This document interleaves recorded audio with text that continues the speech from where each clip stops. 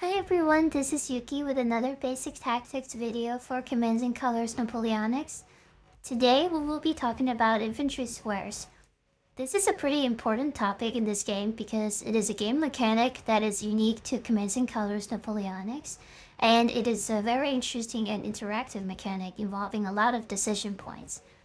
Because there are a lot of things to talk about on the topic of squares, I decided to split this into multiple videos.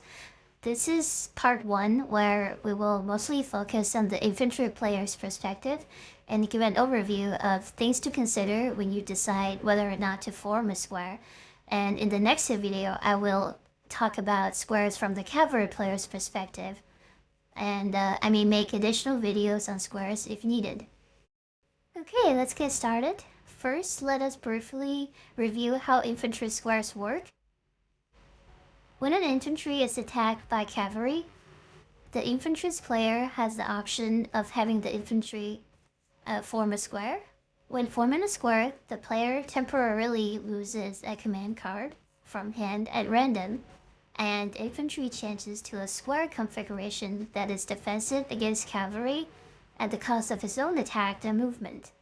A squared infantry cannot move, and attacks at 1 die at maximum regardless of the number of blocks. It also is incapable of receiving support from adjacent friendly units, though it may still provide support. In any combat involving a square and the cavalry, the square always attacks first, regardless of who initiated the attack. Both the square and the cavalry can only roll 1 die at maximum, and flags rolled against the cavalry by the square cannot be ignored. During the order phase, when an ordered square is not adjacent to any enemy cavalry, it may end square, meaning that it transforms back to its original form depending on what type of infantry it is, and the player puts this suspended command card back to his hand. This sounds like a lot of rules, so players may ask, in practice, what is even the point? The cavalry-infantry interaction is rarely a big deal in other Commands and Colors games, so why is this game so special? In fact, if you come from Commands and Colors Ancients, you may recall that cavalries are notoriously weak when charging against infantry, and it's a classic new player pitfall when they first start playing, so what makes this game so different? It is different for 3 main reasons. First, it is the inherent vulnerability of infantry units in general. Let's recall that there are 2 infantry symbols on the dice, so it's more likely to be hit than the other units in the game. Coupled with the saber hit and the flag for potential cavalry breakthrough, it's clear that a cavalry attack against infantry can be really devastating. The second reason is that a unit's attack dice is correlated to the number of blocks in this game. This really changes the battling back dynamic that has been well established in other Commands and Colors games, and this gives the initiators of the attacks a huge advantage. For example, let's assume that a 4-block light cavalry is attacking a 4-block light infantry.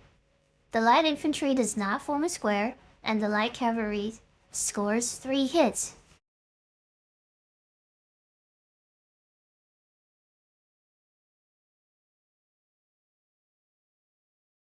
Then, when the infantry battles back, it's only going to roll 1 die. In most other games, you can expect units to battle back with a full strength attack against the attacker, even if it only has 1 block remaining. So you're not so worried about enemy cavalry attacking you first. In this game, as you can tell, it's very different because the damage the attacker causes directly determines how strong the defender's units can battle back. And lastly, the third reason is that all cavalry units in the game can move at least 2 hexes, which means that they can move from outside of the infantry firing range to a hex adjacent to the infantry in a single turn. Obviously, the firing range of a British rifle unit is 3, but in most cases, the infantry firing range that you care about is 2, and the cavalry can close that gap in a single turn. This means that the infantry units do not get to take shots at the cavalry units while they're approaching, so they do not get to use their strong ranged attack against them. I'm sure there are historical correlations with the squaring rule, so I'll leave that part of the historical exploration to you. But in terms of game balance, the squaring rule ensures that infantry units do not get overwhelmed by the cavalry units that attack first, and it offers an interesting decision point because ordering an infantry unit to square always comes at a cost. So the next question is, how am I supposed to know whether I should form a square? The first thing that you should consider is how much damage is the cavalry expected to cause. Because if the cavalry is not expected to cause too much damage to your infantry anyway, then you wouldn't even bother with forming a square because the whole point of the square is to prevent you from losing the unit. So here are some probabilities to help us assess the situation.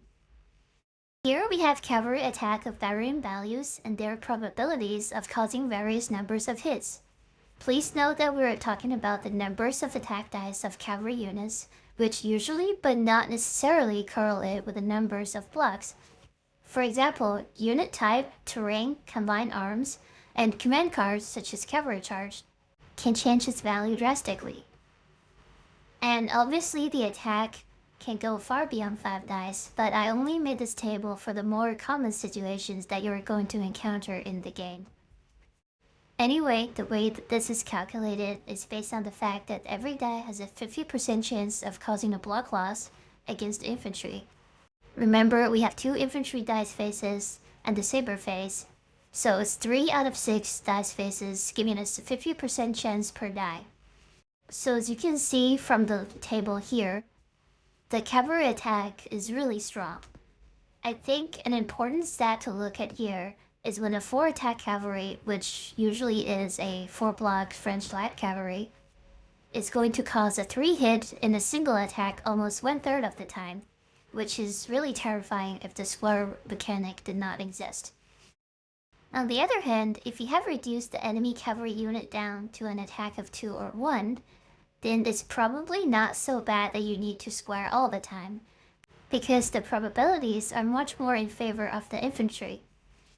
Keep in mind though that in this table we did not take flags into consideration. One of the strongest things that a cavalry can do is cavalry breakthrough and the bonus attack that follows. If a cavalry unit can attack an infantry and make it retreat, then it gets a whole new attack opportunity, which really changes this dynamic. Here is a new table showing the probabilities of cavalry attacks rolling flags against the infantry. As you can see, the trend is quite different from the table before, because there is only 1 flag face on the die. There is a pretty sharp drop once you move to the at least 2 flags column. But to do a cavalry breakthrough, all you really need is 1 flag. And the chance of rolling that is fairly high even when the cavalry is down to 2 attack dice. In a real game situation, you do need to count both hits and flags as effective hits. So here is a table that shows the same kind of stats, but this time including both hits and flags. As you can see, it's double-digit percentages all across the board, even for the unlikely all-hits scenario, such as 5 out of 5 or 4 out of 4. So I can imagine that in a lot of situations, a good cavalry unit can completely eliminate the infantry unit in 1 turn, if we consider cavalry breakthrough and bonus combat. So what do the probabilities look like if you do form a square? Well, first of all, your infantry will battle first and attempt to drive away the cavalry. If you get a balanced flag, then the cavalry has to retreat and can't attack the infantry at all. So right off the bat, there is a 1 in 6 chance that the infantry won't actually be attacked. If it is attacked, then the maximum number of dice that the cavalry can roll is 1. It still has a 2 out of 3 chance of causing hits, derived from 2 infantry faces plus 1 saber face plus the 1 flag face, which is 4 divided by 6. Flags result in hits in a square because squares cannot retreat.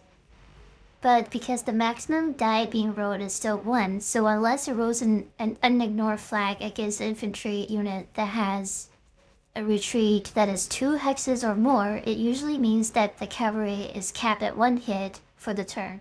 Taking into account of the potential bounce flag, A cavalry causes a hit against a square that cannot ignore flags about 55.6% of the time. So right now, based on what we talked about so far, it seems like a slam dunk decision to always square when a cavalry attacks your infantry. This is probably not a bad rule of thumb to remember for beginners, but obviously squaring comes at a cost. In addition to making your infantry weaker, you're losing a command card. The process of losing a command card is random, so it's possible that you're losing the very card you need to play the next turn. So in a game where you're holding very few command cards, and you need to make the next turn's card play really count, you sometimes have to just sacrifice a unit to make sure that you don't miss out on the important game turn that's coming up next. Take this situation for example. This is a screenshot from one of my playthroughs I have uploaded before. The French cavalry is attacking the Portuguese infantry on the left side of the screen. It is quite obvious that the French player wants to attack the British right flank. If you look at the British player's hand, there is only one relevant card that orders the right flank units, which is assault right. If the infantry here forms a square, there is a 1 in 5 chance that the only relevant command card is going to be taken away, which means that the French player can keep advancing on that flank unopposed on the next turn. So this is at least one argument against forming a square all the time. Notice that in this case, the French cavalry is attacking into a forest, so the cavalry attack is only at 2 while the infantry unit is at full strength, so it can't really eliminate it in a single attack. So this is another argument against squaring. Next, we see that the infantry is unsupported and cannot ignore flags. So this is an argument for squaring.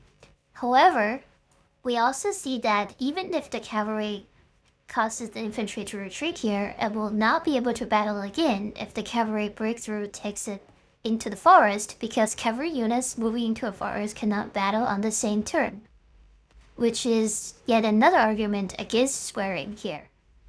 Taking all of this together, the decision here was to not form a square, and if you go back to watch the playthrough video, you will see that that decision at least paid off for the next turn. It is important to consider all these factors, weigh the pros and cons in deciding whether you want to square. So here's a summary of what we talked about so far. In deciding whether you want to form an infantry square, there are several things you want to consider. First, you need to ask yourself, what is the cavalry attack power? Based on the probabilities we saw in this video, the more attack dice the cavalry has, the more likely you will want to form a square. This can be determined by the cavalry block strength, terrain dice reduction, and command card bonus, etc. The next thing you want to consider is how likely is the attack going to result in a cavalry breakthrough and bonus combat. This is determined by whether the infantry can ignore flags, usually by support, leaders, or unit characteristics.